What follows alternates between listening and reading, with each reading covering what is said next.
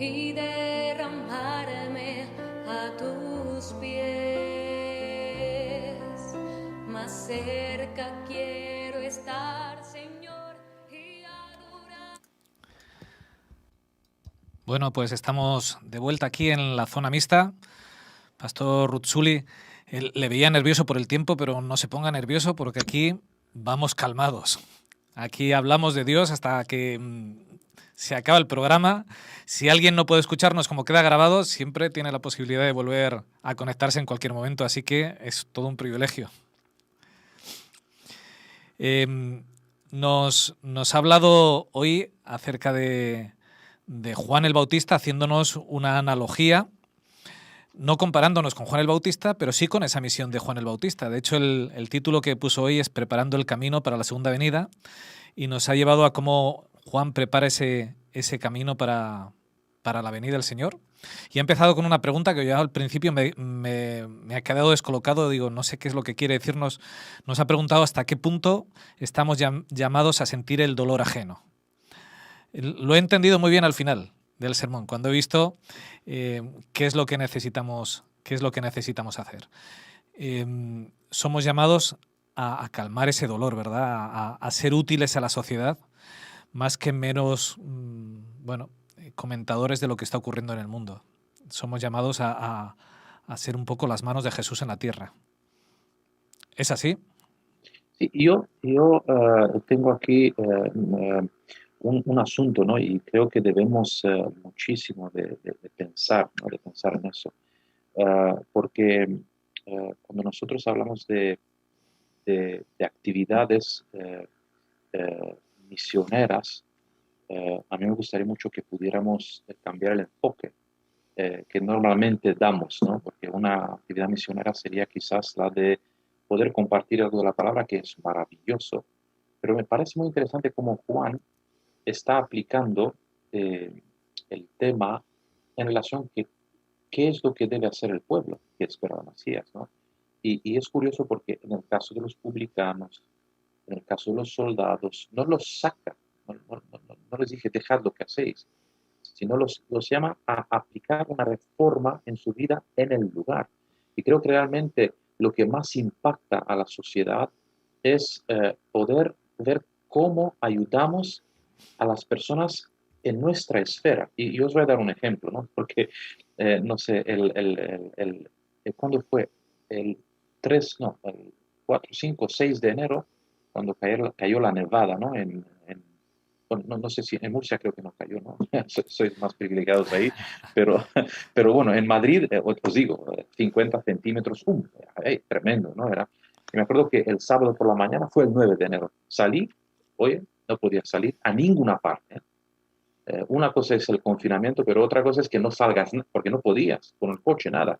Y hasta el lunes no pasaron ¿cómo se llaman? Los quitanieves. Tractores. Sí, los quitanieves, es que era imposible, ¿no? Y entonces el domingo dijimos, oye, hijo, vamos a prestar porque lo más valioso en ese momento eran las palas. Claro, la gente, sí, las palas, ¿no? Para limpiar. Y por un lado, no podía llegar a la tienda, y por otro lado, el que no tenía pala, pues. Pero había unos vecinos que con dificultad, gloria a Dios por ellos, ¿no? Llegamos hasta ellos, nos prestaron 2 palas a mí y a mi hijo, y volviendo, os digo lo que pasó. Tremendo.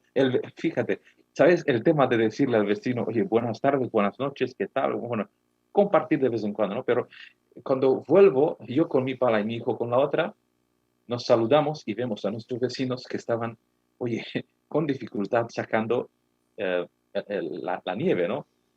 Y bueno, nos ponemos, quitamos lo nuestro. Como gloria al Señor, tengo un hijo bastante grande, no sé si lo conocéis, pero es mucho más grande que yo y tiene más fuerza, ¿no? Y de repente el vecino me dice, oye, claro, con un hijo tan grande y fuerte, ¿cómo no vas a quitar todo eso? Y luego le digo, oye, hijo, ¿qué tal si nos vamos también al vecino y le echamos una mano? Porque realmente no avanzaban para nada. ¿Sabéis el sentimiento de ser útiles, ¿no? Es verdad que, mira, para nosotros que estamos quizás ahora con el sol y tal, pero ese sentimiento de saber, porque, claro, me puse ahí, oye, vecino, te ayudo, oye, gracias. Nos pusimos ahí, el vecino me dice, ¿sabes? es que mañana mi esposa tiene que ir a trabajar y si no hacemos algo, es que no puede ir aquí. Sacamos la nieve, pero curioso, fíjate lo que pasa. Vemos que el otro vecino que está a 30 metros también estaba en apuro. Digo, hijo, vamos a ayudar también al vecino. Pero lo curioso es que el vecino al que prestamos ayuda, digo, oh, ¿por qué no? Es nuestro vecino. Así que ya no fuimos dos, fuimos tres. Vamos al otro vecino, le ayudamos y juntos. Pero lo más curioso es que al terminar, vemos al otro vecino pobre que también tenía su... Y finalmente fuimos 5 vecinos que empezamos a quitar toda la nieve. Y a eso me refiero, ¿no? Es decir, claro, yo te digo, oye, quita la nieve. Eso no está ni en la Biblia, ¿no?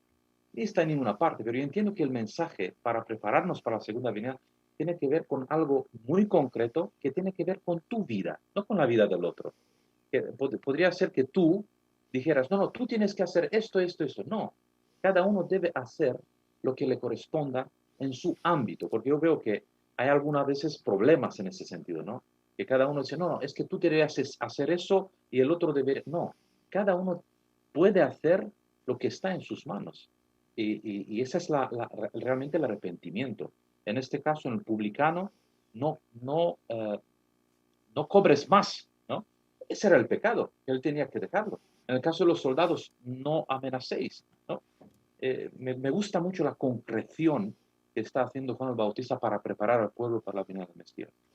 Seguramente lo de quitar la nieve no es el mensaje de la segunda venida, pero sí que prepara los corazones para la segunda venida. Exacto, exacto. Y para que la gente sea receptiva y para romper esas barreras que hoy en día nos creamos. Bueno, es totalmente necesario. Pablo, Sí. todo tuyo, si no yo tengo aquí hasta que termine. Richard, me ha gustado mucho que nos hayas ayudado a recordar que Juan el Bautista, entre otras cosas, acorta la distancia que hay entre los profetas y Jesús. Claro. Esa idea es muy importante porque en la época no se pensaba así. Es decir, que ellos aplicaban el cumplimiento del libro de Isaías, lo aplicaban al pueblo, como pueblo, no al Mesías. Entonces, lo que has permitido recordar, en mi caso cuando te escuchaba, es precisamente ese acortamiento en el tiempo. Cuando Juan dice lo que dice el profeta Isaías y lo aplica directamente a Jesús, él está dando la interpretación correcta. Isaías habla de Jesús o del Mesías, del ungido. Pero en realidad los que le están escuchando tienen que aprender que habla de ese Mesías. Y que hace, lo transporta directamente a la relación personal entre ellos. Y empieza a nombrar diferentes secciones del judaísmo con la pregunta, ¿qué he de hacer? ¿Qué he de hacer? ¿Qué he de hacer? Y la respuesta de Jesús, y eso también me ha gustado mucho porque no lo había pensado, has planteado, Richard, que no le dice a ninguno que deje lo que está haciendo, sino que modifique la actitud de lo que está haciendo. Has intentado decirnos que nuestra misión sigue siendo lo mismo, es decir, no dejar lo que estamos haciendo, pero tenemos que adaptarla o moldearla al criterio de Dios. Sí, yo pienso, aquí sí que es algo, a ver, no diría que es algo místico, ¿no? Pero sí que todo lo que tiene que ver con la intervención de Dios a través del Espíritu Santo en el territorio humano, sí que tenemos que esperarnos a milagros, ¿no? Y creo que la pregunta, a mí me gustaría mucho que al terminar este culto, esta reflexión, que la persona cuando cierre esto, diga, ¿qué debo hacer yo? Esa sería la cuestión. Es decir, porque a veces se entiende y decidme, por favor, me gustaría mucho que no sea mal comprendido, porque a veces las limitaciones de la expresión misma, ¿no? Yo cuando te veo a ti, Pablo, y a Richard, y bueno, qué facilidad, ¿no? Y bonito, ¿no? Como estés exponiendo, y a otros.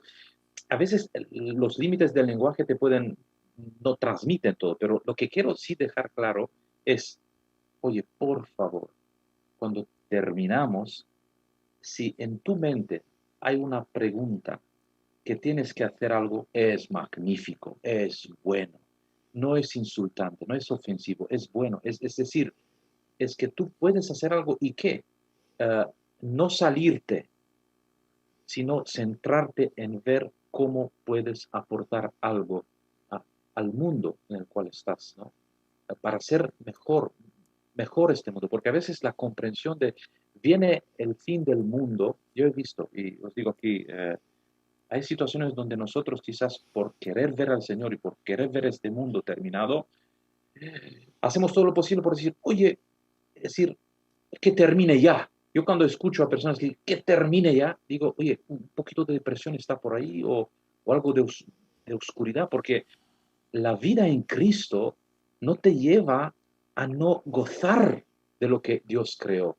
La vida en Cristo te dice, ¿cómo puedo plantearme para poder ser más útil? Y lo que decía Martín Lutero, ¿no? El gran reformador del siglo XVI, cuando le preguntaron, ¿qué haces tú si Cristo viene mañana? ¿No? Él dice, oye, pues plantar un árbol. Que me gusta la idea, ¿no? Es decir, hacer algo, no importa si Cristo viene, tú haz tu deber de la mejor manera. Cuando Cristo vendrá, te dirá, bien, buen siervo. Es decir, la idea de que Dios nos quiere encontrar en un trabajo, en una misión. Y ahora, Pablo, compañero querido, yo cuando digo eso, uh, me refiero, sí, si lo aplicamos a cuestión de misión, ¿no? De nosotros como Ujú, iglesia. ujú. Pero a mí me gustaría salir de eso. Es decir, no lo enfocaría, es decir, no lo enfocaría por ahí, sino que lo enfocaría expresamente en que cada individuo debe ponerse esa pregunta. Luego, como iglesia, es otro apartado importante, ¿no? Que tenemos que trabajarlo, pero la preparación tiene mucho más que ver con lo que yo hago como individuo que con lo que hace la iglesia. ¿Me entendéis? Porque la iglesia finalmente es el cuerpo de Cristo, pero cada uno estamos viviendo y teniendo nuestras peleas de día a día, de encontrar o no encontrar trabajo, de tener o no tener comida, de poder compartir o no poder compartir. Es decir, las luchas, que veamos la segunda venida como algo no solamente en Daniel y Apocalipsis, o no solamente en cuestiones de tertulias, sino cuando yo doy mi pan al hambriento, que entiendo que de esta manera me estoy preparando para la venida del Señor. Eso es lo que quería destacar, Pablo. Ujú. Antes de entrar ya en el texto que has cogido, hay un detalle que a mí me ha gustado mucho, que has hablado de ese Dios detallista que a mí me gusta tanto.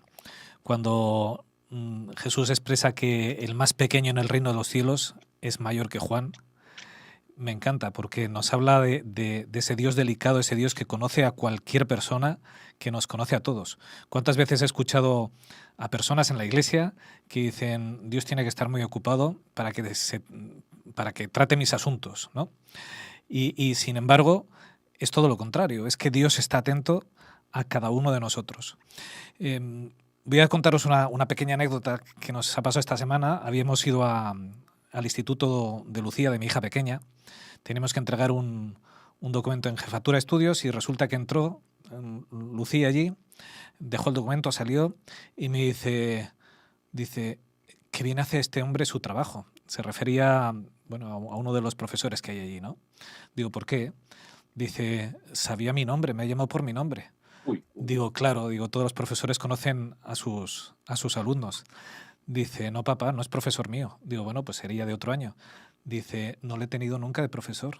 Dice, me conocía, dice, sin que yo le haya visto nunca. Y se sintió tan bien de que alguien allí le conociera por su nombre, que la identificara, que me hizo recordar justo esto, el día en que estemos en el cielo y Jesús, a cualquiera, al más pequeño, nos conoce por nuestro nombre, nos tratará con total familiaridad. No hay categorías para él en el cielo de este es mejor, que a veces nosotros las ponemos. ¿Sabéis eso de las estrellitas en la corona en el cielo? Yo voy a tener 30 estrellas, yo 7, 2, como si fuera un premio. Me encanta este Dios que no hace esas diferencias, este Dios que se encarga de los más pequeños, de esos que en teoría eran los que parecía que menos hacían y sin embargo muchas veces son los más útiles en las iglesias. Ese Dios detallista es el Dios que a mí me tiene loco, bueno, que me gusta porque sé que me conoce a mí, a este ser humano que es un despojo, me conoce como la palma de su mano y me trata con un cariño inmenso. no podía dejar de hablar de esto porque es que, bueno, es parte de ese Dios que me emociona. Me ha gustado mucho, Pastor Ruzzuli, que nunca había caído en ello, cómo Juan va respondiendo las preguntas y cómo queda relatada en el texto. En principio habla simplemente de gente, de pueblo normal. Luego se acercan los publicanos, estos que son del pueblo, pero que ya son unos apestados porque son los que trabajan con los romanos. Y luego los soldados, los enemigos. Y para todos, cogiendo el texto que menciona de Isaías 40, para todos se prepara el camino para la venida del Señor. Nadie queda excluido en ese preparar el camino. No hay nadie que Juan diga para vosotros, no, hombre, ¿qué pintáis aquí? ¿Verdad? Eso es algo que debiera nosotros también alentarnos a seguir ese ejemplo, a no marcar estigmas, ni muros, ni diferencias en ningún momento, sino que, bueno, ayudemos en la medida que podamos a preparar ese camino a todo el mundo. Y a veces esto nos cuesta, por lo menos a mí me cuesta, el ver en toda persona un candidato para el reino de los cielos, que es como lo ve Dios, pero mis ojos no son los de Dios. No sé si... Sí, hay aquí una cosa que yo destacaría también, agradeciendo también ese detalle, ¿no? que comentas, Richard, sobre ese Dios, ¿no? Me viene a la mente lo que esa discusión interesante que tuve un día con mi esposa. Me decía, oye, pero no entiendo cómo Dios puede ser también el Dios del otro, ¿no? El Dios es mío y punto. Digo, tranquila, que Dios es tan grande que es también tuyo y también del otro, ¿no? Y no hay problema, pero a veces en nuestra mente es como decir, no, es mío. Pero también es tuyo, pero también es del otro. Y también lo entiende y llora con el otro, ¿no? Y me gustó mucho este aspecto, ¿no? que has subrayado, pero sí que hay una cosa que me gustaría también levantar, ¿no? Y es esa palabra, eh, dice, hijos de víboras, ¿no? Ah, mira, si yo voy ahora a decirle a alguien, no importa quién, ¿no? Oye, tú tienes que arrepentirte, pero ¿qué he hecho, no? Es la pregunta, ¿qué he hecho? El tema es que Juan sabe el momento, cuándo decirlo. Es decir, porque a veces nosotros, mira, tú escuchas este sermón y me gustaría que alguien no lo interpretara, porque a veces añadimos más de lo que es.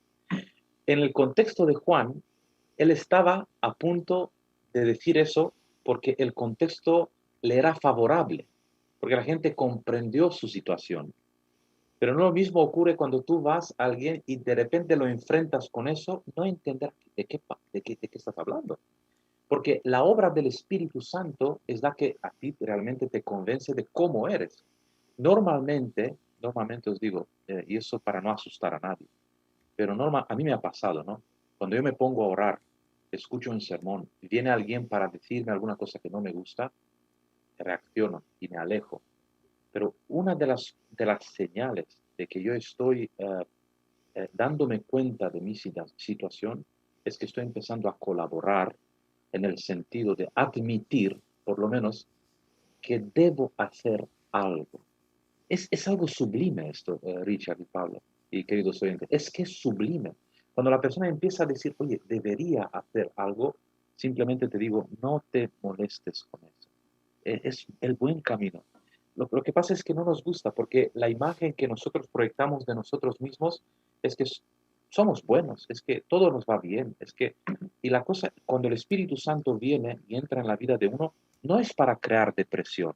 Mira, cuando una persona está depresiva o cuando una persona está oscura, ¿no? En el sentido de decir, ya no vale la pena nada, ya no voy a hacer nada, el impacto es al contrario. Te dice, tengo unas ganas de hacer comida, tengo unas ganas de salir a la calle, tengo unas ganas de enfrentar los problemas.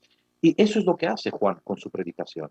Su predicación es maravillosa porque aunque le dice hijos de víboras, ¿no? Es decir, simplemente les pone delante de un cuadro y donde yo te digo, Richard y Pablo, y querido oyente, yo te digo, yo tengo que admitir, muchas veces me di cuenta que he sido como una víbora. ¿Por qué? Porque he mordido con mi veneno, ¿no? Es decir, a veces, oye, puedes decir una cosa a una persona y dices otra cosa a otra persona. Eso es como una víbora, ¿no? Muerdes y yo he tenido que reconocer delante del Señor y decir, Señor, sí, es verdad, yo no soy bueno, tengo que cambiar. Y el Señor me indica, oye, Richard, tienes que cambiar en esto, en esto, en esto, ¿no? Yo creo, Richard, que has puesto un poco la guinda muy importante. Lo que acabas de comentar nos pasa a todos. E inclusive a veces con buenas intenciones no llegamos al objetivo. Es decir, causamos dolor, causamos resentimiento, decepción. Y eso es algo que todos somos iguales ante la ley, por decirlo de alguna manera.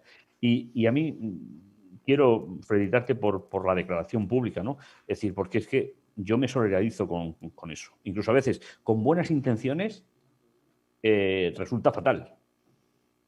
Resulta fatal. Y necesitamos que el Señor nos reubique.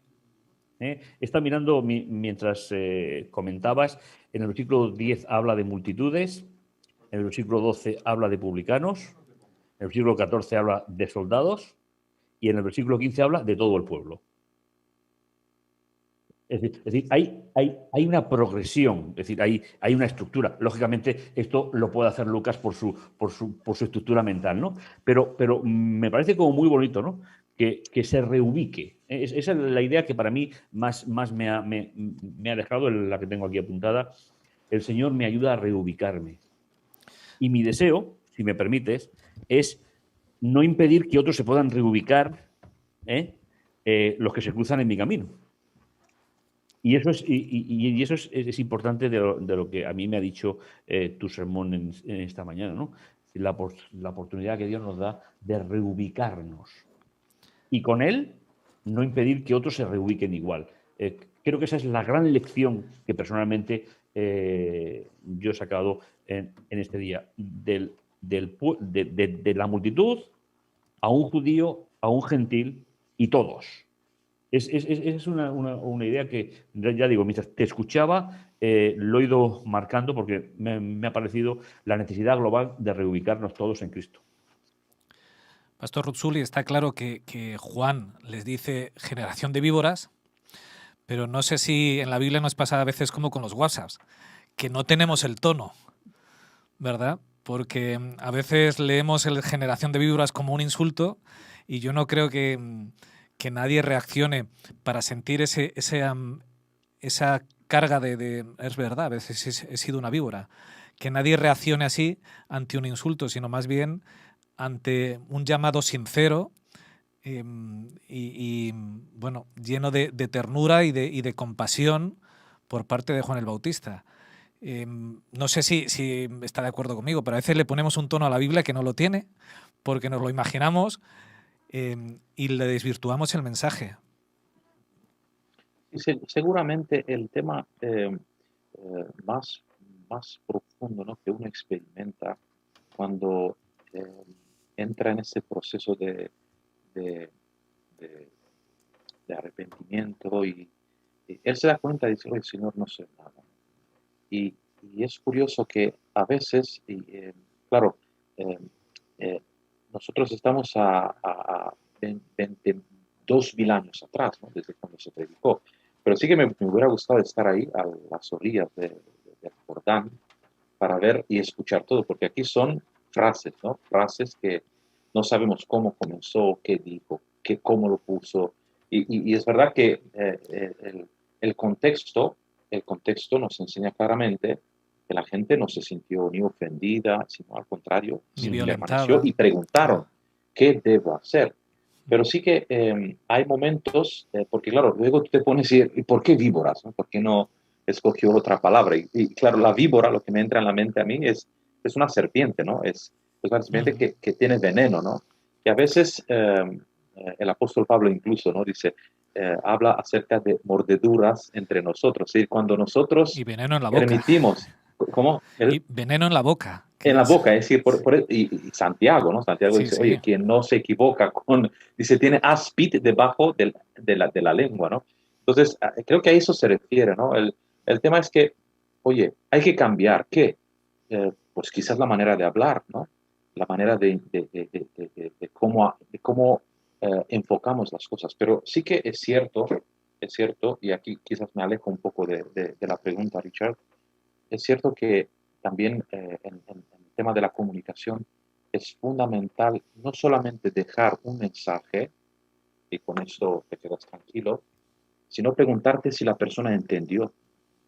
Porque tú puedes decir una frase correctamente, pero no deberíamos descansar hasta no asegurarnos de que se comprendió bien lo que has querido transmitir, ¿no?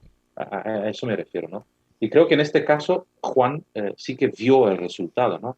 Se entendió claramente. Mira, había gente, las multitudes, a propósito de lo que decías, querido compañero Pablo, las multitudes no lo abandonaron, las multitudes estaban ahí, e incluso lo asociaron con Mesías.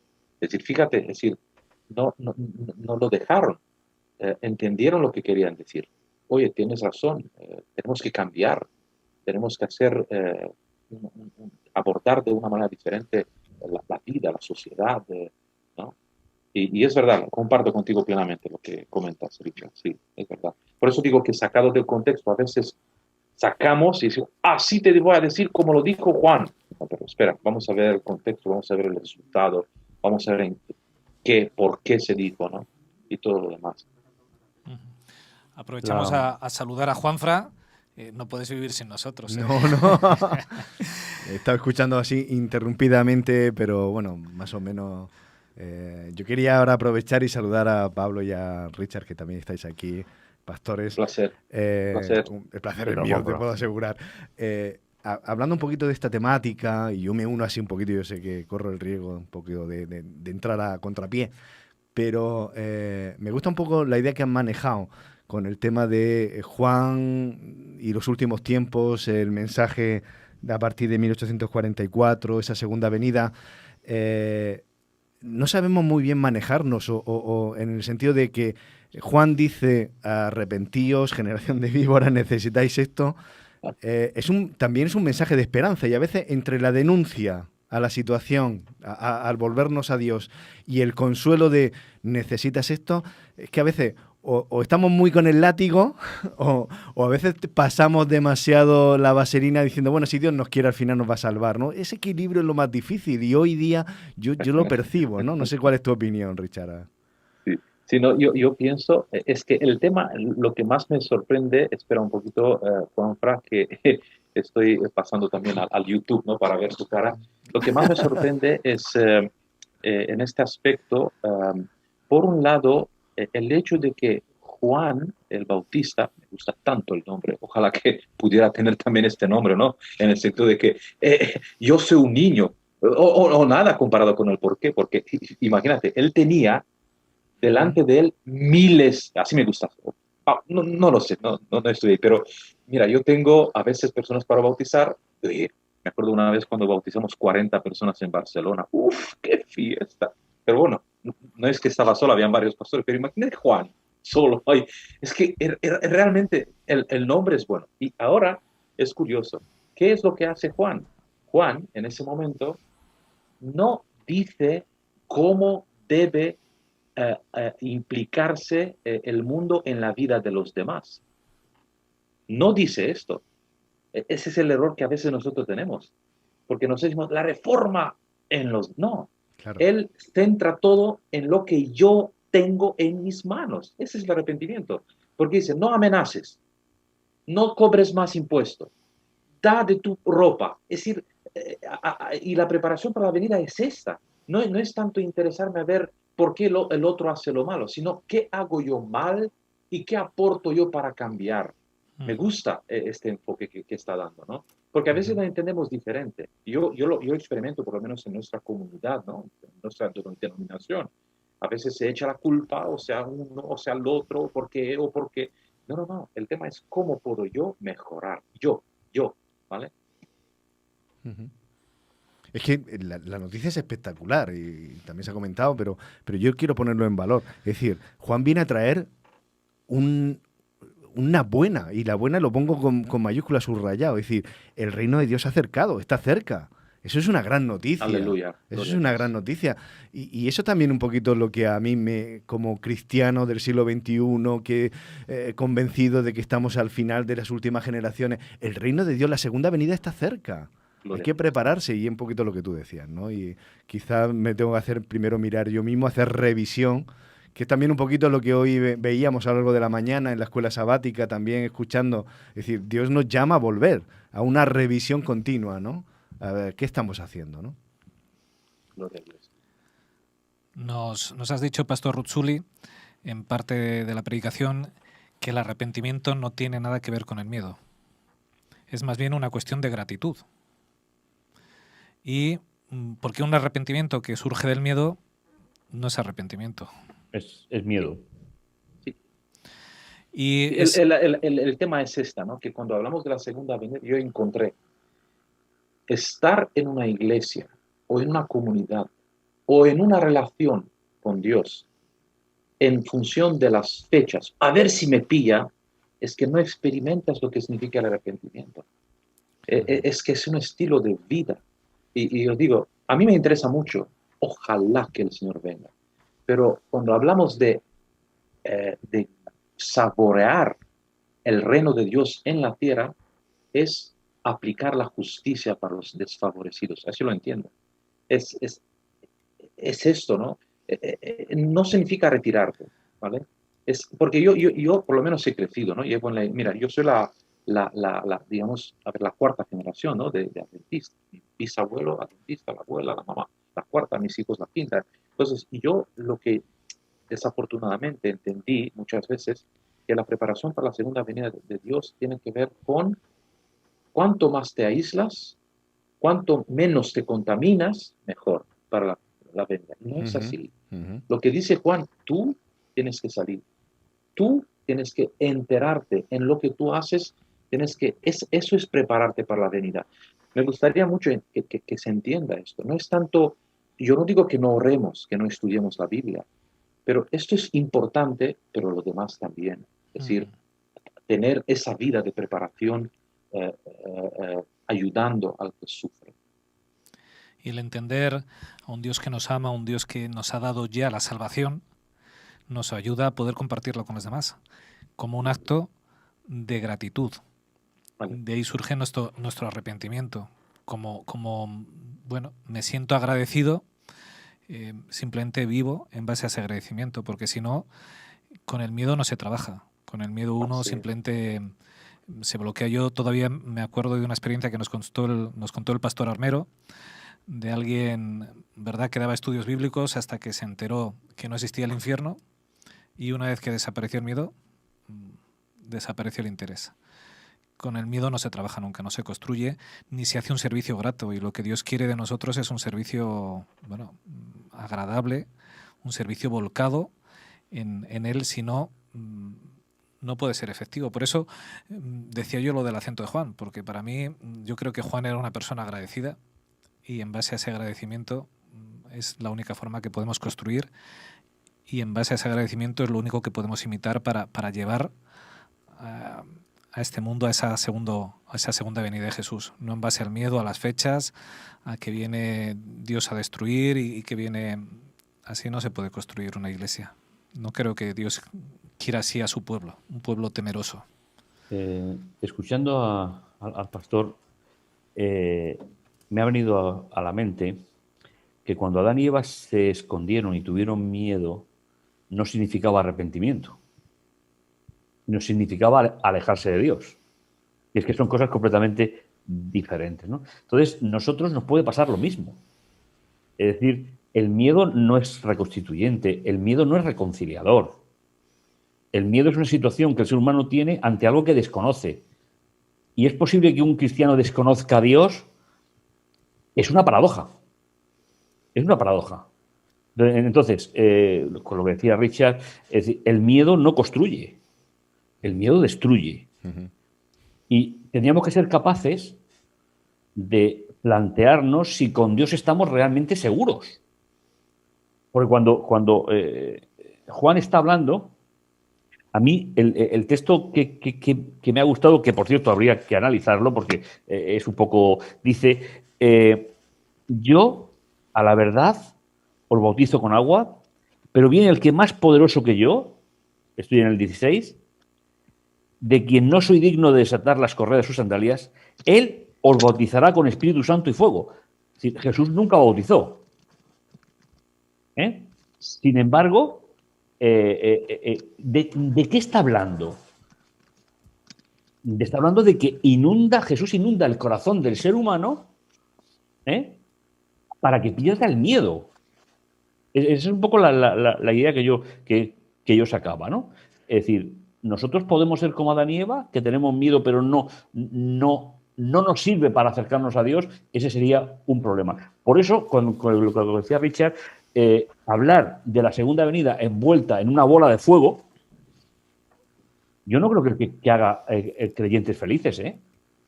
Porque aparte tampoco se cumpliría el precepto bíblico, que la profecía es para cuando se cumpla creáis. No para crear expectativas falsas. Entonces, nosotros que nos acercamos al tiempo del fin, hombre, a mí me gustaría no sufrir, porque como todo ser humano, yo le tengo miedo al sufrimiento. Pero también el apóstol Pablo nos dice que nadie va a llegar a la venida de Jesús antes que otros, con lo cual eso tiene que darnos la estabilidad. Que lo pasamos sin haber pasado por el sueño, ¿vale? Pero si lo pasamos habiendo pasado por el sueño, los que estén vivos no van a llegar antes que a nosotros. A mí ese me parece un punto fundamental para corregir la tensión entre la espera y la vivencia. Y finalmente es lo que Juan el Bautista estaba haciendo, dar la seguridad en Jesús. Mira, yo os puedo mojar en agua, yo os puedo mojar, pero también podéis mojar vosotros en el estanque. El que viene detrás de mí es el que tiene la gran misión. Creo que de ahí se puede sacar una lección, Richard, realmente importante para nuestra vida. Acercarnos a Dios con confianza, acercarnos a Jesús con confianza. Es que en esa temática que nos ha planteado el pastor Rusuli de preparar el camino para la segunda venida, ¿qué es lo que yo tengo para comunicar a los demás? ¿A qué Jesús es a quien presento? ¿Al Jesús que trae el galardón? ¿O yo les presento un Jesús que viene a destruir? Si yo les presento un Jesús que viene a destruir, que sepáis que no conozco a Jesús. Porque Jesús no viene a destruir. Jesús viene a traer el galardón. Destruidos estamos desde que entró el pecado. Corrompidos y rotos por dentro. Jesús viene a traer el galardón. A ese es al Jesús que yo tengo que presentar. Y ese Jesús no se le presenta con miedo. Porque Jesús lo que nos trae es todo bueno. Perdidos estamos. Entonces, a mí me ha parecido muy importante esto que nos has dicho de Pastor Ruzzulli, de que el arrepentimiento no tiene nada que ver con el miedo. Es que es algo que tenemos que recalcar mil veces, porque yo creo que en la Iglesia es verdad que lo hemos oído muchas veces, pero todavía se sigue funcionando con el miedo, quizá porque por nuestra herencia medieval, que no hemos hablado todavía hoy de ella, ¿verdad, Pablo? Oye, ¿verdad, Richard? Hoy no. No habíamos hablado, pero funcionamos por miedo y no es algo que tenemos que desterrar. Ese Cristo que tenemos que presentar al mundo es el Cristo que nos trae el galardón, es el Cristo que nos trae lo que no tenemos, que es esa vida eterna que perdimos un día. También, pastor, me he dado cuenta de, cuando te estaba escuchando, que la parte de Isaías que Juan cita es toda una reparación. Es todo dice, preparad el camino, todo valle será rellenado, todo monte y collado rebajado. Es decir, nos presenta una parte de Isaías que es todo un replanteamiento del sistema original. Y creo que eso deberíamos de plantearlo en nuestra vida, porque Dios es ese reparador, lo has comentado, ¿no? Dios es el reparador, y toda carne verá la salvación de Dios. Sí, aquí Pastor Pablo y Richard y Juanfra. Está. Sí, yo aquí, lo que como no lo veo, a ver. Ahora, sí, ¿no porque me ves? solo se le ve en YouTube. En YouTube, a ver, intento mirar en YouTube, sí. No, mira, el tema, lo que yo veo aquí es que hay una cosa muy, muy, muy clara. Y es que Jesús participa de una noticia tan triste, desgarradora, porque no nos olvidemos que eran familiares, ¿no? Eran parientes, sí, pero participa de una noticia tan triste que cuando le dicen que decapitaron a Juan, él se retira. Yo me imagino que él como ser humano, que era plenamente ser humano también, y como Dios, pero plenamente ser humano, él tenía que depender del Padre. Era algo difícil, complicadísimo. Pero mira la actitud de él. Jesús no llama a una revolución armada. No. Jesús no invita a levantarse al pueblo contra Herodes, ¿no? Es curioso lo que hace. Él hace una comida, es decir, es cierto que tú y yo, Pablo, Richard, Juanfa, es decir, es cierto que nosotros no podremos llegar a muchas cosas que nos gustaría cambiar todo el mundo, ¿no? Pero sí que podemos llegar a algo. Y me gusta cómo está haciendo. Dadles vosotros de comer. No sé si es costumbre, aquí no he visto, pero en el país de donde vengo, ¿no? Cuando, también aquí, quizás me corrijáis un poquito, pero no he visto muy a menudo, ¿no? Pero cuando fallece alguien se da una comida, se practica también, es decir, se invita a la gente y come. No, aquí no. Aquí no. Y es interesante, aquí sí, es interesante porque, claro, yo me acuerdo que había mucha gente y, claro, era como un recordatorio, comía la gente, pero ¿qué hace Jesús? ¿Celebra qué? Porque deberían, oye, pero ¿celebra qué? La victoria sobre el miedo, sobre el terror, sobre ese ejercicio cruel de decapitación. Él está celebrando una mesa y dice, vale, yo no voy a entrar ahí, porque mi reino no es de este mundo. Y entonces, ¿qué es lo que está diciendo? Nos está poniendo en manos las armas del amor, de la tolerancia, unas armas que normalmente en este contexto de dolor no se usaría. Pero mira lo que hace Jesús, da una comida para miles de personas, anticipando la venida cuando estaremos con Él en su reino por la eternidad, todos juntos, ¿no? Entonces, ese es el ejemplo de este rey magnífico que nosotros esperamos, ¿no?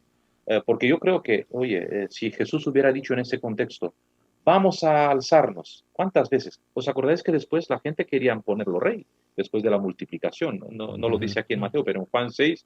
Entonces Jesús dice, mi reino no es de este mundo. Trabajemos para que el reino de Cristo venga, pero usemos las armas no de violencia, no de imposición, no de crítica, no de condenación, sino de reconciliación, de recuperación, de restablecimiento, de amor, de perdón, que son armas que finalmente vencerán. Yo sí lo veo, ese es el mensaje que Jesús transmite, ¿no? Alimenta a las personas. Por el hecho de que Juan fue decapitado, eso no soluciona el problema del mundo.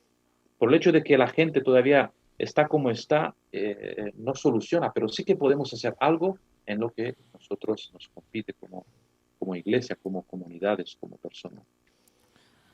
Sí, hay algo a mí que también me llama la atención y quiero escuchar a vosotros, pastores. Es muy injusto lo que hacen con Juan, lo que hace Herodes. Es decir, una persona joven todavía, con toda la vida por delante, es tremendamente injusto que se lo quiten de encima. Y sin embargo, no hay una queja, no hay en los evangelios una denuncia a ese hecho, como poniendo el grito en el cielo, como diciendo, y hay que ver, y tenemos, precisamente por lo que tú decías, se puede ver la actitud de Jesús. Pero más allá de lo que desde fuera yo puedo un poco decir, de ese enfado, ¿no?, por esta situación, por esta injusticia. Es decir, un hombre recto que trata de decir las cosas, que te dice las cosas y encima lo que hace el poder lo quita de encima, pues es algo denunciable, es algo para salir a la calle y decirlo. Sin embargo, yo, aparte de esa situación, digo, ¿y Juan? Juan no lo veo protestando. Me llama la atención que él acepta un poquito su rol. No sé hasta qué punto se puede deducir esto, pero él tiene, aunque luego tiene esas dudas con Jesús y no termina de verlo, pero ante todo este juego no hay Es que vivimos, por ejemplo, yo lo relaciono con nuestro tiempo, ¿no? Queremos todo nuestro momento de gloria, nuestro momento de protagonismo en las redes sociales, ¿no? Todos buscamos el like en general, ¿no? Y tener, no sé, seguidores. Juan no está preocupado por esto. Juan, y fíjate que, y lo pone la palabra de Dios como el más grande profeta, ¿no? Y no está preocupado por el impacto. Él dice, mire, yo he venido aquí a hacer, me da la sensación, por eso quiero escucharos, yo he venido a hacer lo que tenía que hacer y no está pendiente de todo el artificio en el que nosotros muchas veces nos perdemos. Sí, de alguna manera, Juanpa, yo veo en esto que me escuchan bien, ¿no? Sí, sí. Sí, sí. Ujú. No sé por qué, no sé cómo son vuestros cascos, os veo, bueno, el pastor no las tiene, pero parece que mis orejas son muy grandes porque me molesta un poco, no sé, creo que las vuestras son mejores o hay que comprar auriculares, bueno, no sé, Sí, sí. en función de las medidas de las orejas de cada uno. Pero mira, yo lo que yo veo aquí es, es que creo que el éxito de Juan aquí es este. Dice, yo tengo que menguar, lo digo bien, para Ujú, dejarlo crecer. ujú. Eh, y es muy fácil en la obra de Dios, en la misión, en nuestro servicio a nuestros semejantes. Eh, Esto ocurre, ¿no? Trabajas por alguien, pero cuando el otro no contesta a tus expectativas, te apartas. Y aquí Juan es interesante porque él nos da esa lección. Aunque no tuviéramos una respuesta como pensáramos, que dejemos que Cristo crezca. Yo personalmente a veces me he visto, ¿no? Metido en situaciones como estas, ¿no? De decir, hacer un bien a una persona y luego ni gratitud, al contrario, crítica, condena, ¿no? Entonces, y cuando te toca eso, es el momento de decir, deja a Cristo salir. No tienes que tomártelo como algo personal. Deja. ¿No? Y yo reconozco esto, Juanfra, que es complicado, pero forma Ujú. parte también eh, eh, eh, de nuestro sentido de ser como creyentes, ¿no? Porque finalmente si damos permiso a Cristo que crezca en nosotros, porque mira, eh, Juan, el Bautista, se fue, se fue. Pero después de 3 años o menos, ¿verdad? El tiempo, llegó también Jesús en la misma situación. Ujú. Y él no alzó a la gente, no hizo una revolución, simplemente le dijo a Pilato, mi reino no es de este mundo. ¿No? Entonces yo creo que a veces nosotros hablamos de la iglesia, a ver, la iglesia y el Estado, ¿no? Cuando hay unión, hay problema, pero yo no hablaría de algo institucional. Yo diría que a veces tendremos que llevar más el reino de Dios en nuestro día a día para que podamos hacer que el reino viva en este mundo, se desarrolle en este mundo, ¿no? Yo me acuerdo, y esto, Juan, es verdad que eso de no verte no me gusta, porque, claro, tú has lanzado una situación y no te veo. En fin, Te estoy me escuchando, acuerdo, estás ahí, ¿no? Sí, sí, sí. Eso como el Espíritu Santo que está, pero no sé, no sé. Bueno, el tema es el siguiente, que me acuerdo una vez que me fui con el coche de mi suegro. Tengo un suegro maravilloso y por eso también una esposa maravillosa. Es bueno cuando estás en buenas relaciones con todos, ¿no? Y me acuerdo que me fui para Quisiera escuchar ayudarle. yo a tu suegro, Richard, a ver qué opina de ti. No está en España, así que. Y Perdona, pero si le preguntas, dirá, ¿de qué estás hablando, no? claro, claro. No, Entonces eh, decías, no, que tenías una buena relación. No, eso sin duda alguna. Y decía que se le estropeó el coche y me ofrecí para llevarlo, ¿no? Y conmigo me acompañó un amigo, un amigo, ¿no?, de la familia. Y yo me voy con el coche al taller y de repente el mecánico empieza a decirme, oye, está estropeado eso, ta. Y el amigo me dice, oye, aquí déjame a mí, tú aquí nada de espiritual y hay nada de pastor, porque esto, dice, te están timando. Digo, a ver, nosotros tenemos que llevar la espiritualidad en cualquier lugar, es decir, Mm. no tengamos miedo, porque a veces yo reconozco, ¿no? A veces decimos, vamos a poner a un lado un poco a Jesús y todo, y ahora vamos a negociar. Y Eso. cuando terminemos de negociar, vamos a volver a Jesús. Y creo que Juan intenta transmitirnos eso, ¿no? Es decir, en lo que hacemos, pongamos el Evangelio, pongamos la buena noticia, no lo separemos, no hagamos segmentos, no seamos sabáticos únicamente, ¿vale? Sino realmente podamos llevar a Jesús con nosotros en todas las franjas de nuestras vidas. Casi tenemos que ir terminando, Pastor Ruzzulli, pero a mí me gustaría resaltar, porque nos habla un poco de la caída de Juan, esa caída, esa duda que tuvo. Me gustaría hablar un poco de la infoxicación, porque yo leo el texto y en Mateo 11, capítulo 11, versículo 2 dice: al oír Juan en la cárcel los hechos de Cristo, envía a dos de sus discípulos a preguntarle: hay cosas que no vienen en la Biblia, pero a mí me gustaría saber qué fue lo que oyó Jesús. Por eso digo de infoxicación, ¿qué le contarían? ¿Qué le dirían? Este va con prostitutas, se rodea de publicanos, sus discípulos no ayunan. Cómo a veces nos dejamos guiar por la visión de otros, ¿verdad? Y cometemos el error como lo cometió Juan, que le dice a Jesús, después de la experiencia que tenían juntos: vamos a ver, ¿eres tú o va a venir otro? Y entonces Jesús utiliza el mismo medio, utiliza a los discípulos para decirle: mira, cuéntales lo que hago. Los ciegos ven, los muertos resucitan. A veces somos parciales a la hora de mostrar la realidad, y el problema no es que nosotros lo seamos, sino que se lo contamos a otros y otros se convierten en parciales. Por eso, lo bueno del Evangelio es lo que dicen los apóstoles, de lo que hemos visto y oído, o sea, de lo que yo soy testigo de primera mano, entonces sí que puedo predicar bien.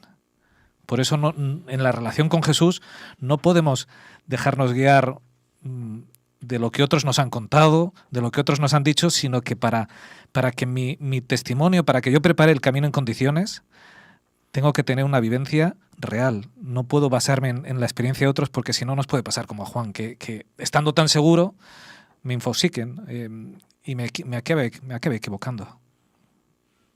Adelante, pastor.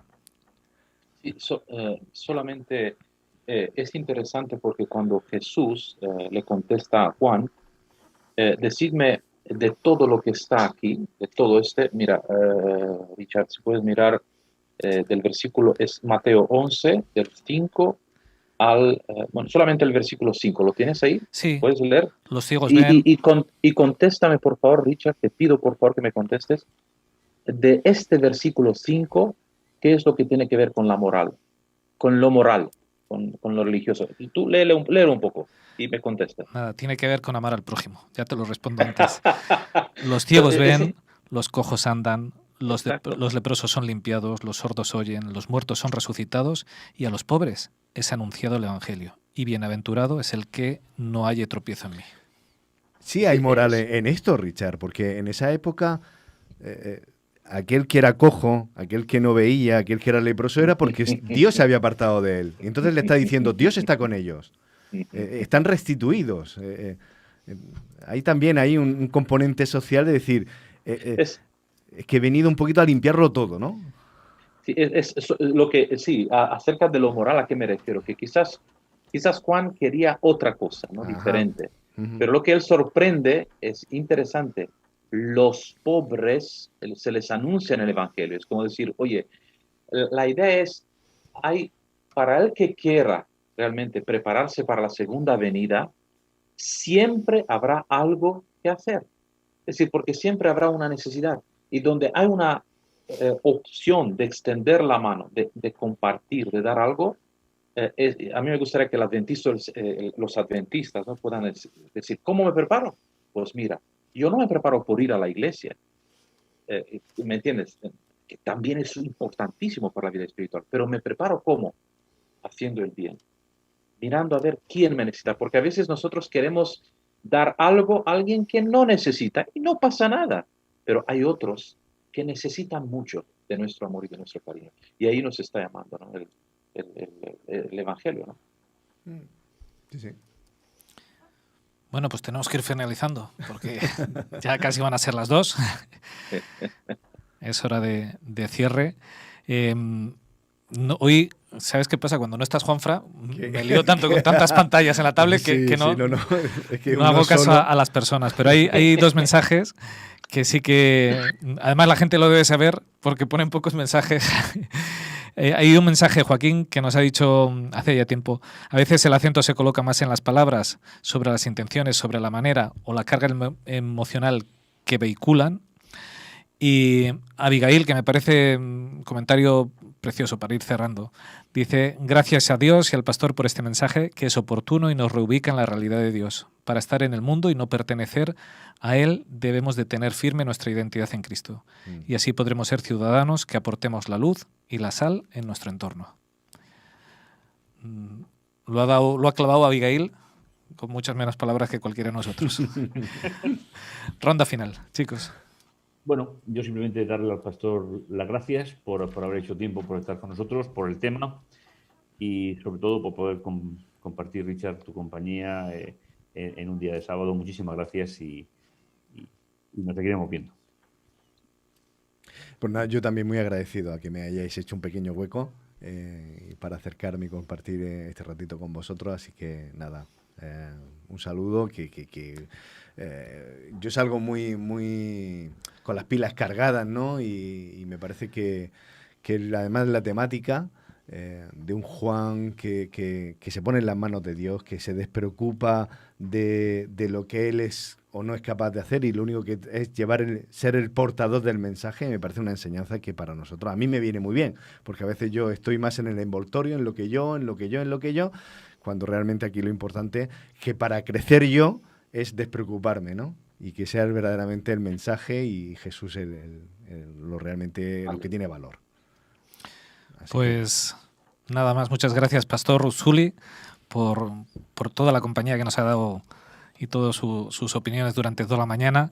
Yo me quedo con una parte pequeña de su sermón que ha dicho: implícate en la venida de Jesús, haz el bien, sé útil, sé relevante para llegar al oprimido y al dolido.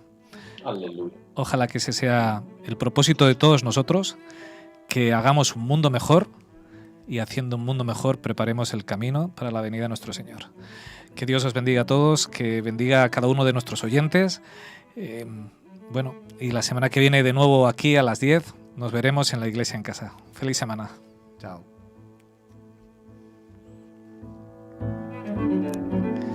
Juan Luis, muchas gracias, que no te lo hemos dicho. No hay que decir nada. Esto es un trabajo de sí. todos y gracias a Dios. Gracias.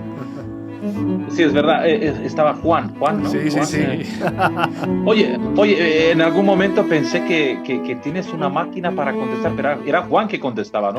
Es Juan Luis. Madre mía, es mi mano derecha, la mano izquierda y parte de los pies. No, pero mira, Juan Luis, primero no entendí. ¿Cómo puede escribir tan rápido está hablando conmigo y al mismo tiempo escribe? De repente empecé a idolatrizar a Richard. Digo, ¿pero qué pasa? Yo no soy tan capaz, pero luego entendí, ¿no? Si me conocieras te darías cuenta que soy muy torpe. Sí, no. Pues gracias. Oye, un placer. Igualmente. La verdad que pasarme por aquí. Hoy yo doblemente bendecido porque he estado en la parte de la iglesia y luego acercarme que me des aquí un hueco. Yo me siento hoy especialmente doblemente bendecido, ¿eh? Dios sea alabado. Agradezco también vuestra labor. También me he sentido muy bien. Mira, han pasado 4 horas. No pensé que íbamos a llegar a eso, pero bueno. Y es verdad que yo me precipitaba por el tema del culto, ¿no? Pero claro, no tiene mucho que ver con el culto, porque esto es más bien para el YouTube, ¿no? Para el canal. Sí. Sí. Bueno, quién sabe, luego lo troceamos y lo ponemos. Así que... ¿Estamos en directo corto ya? Cerramos el YouTube ya, sí. Bueno, bendiciones a... Claro que sí.